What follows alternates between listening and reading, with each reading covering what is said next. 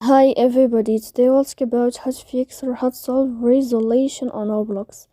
To know how to fix or how to solve resolution on Roblox app, you should just go to settings. Here you can click on apps, default apps, app settings. Then this list you'll enter to the window or to the app of Roblox. Then you can click on first app and you can click OK.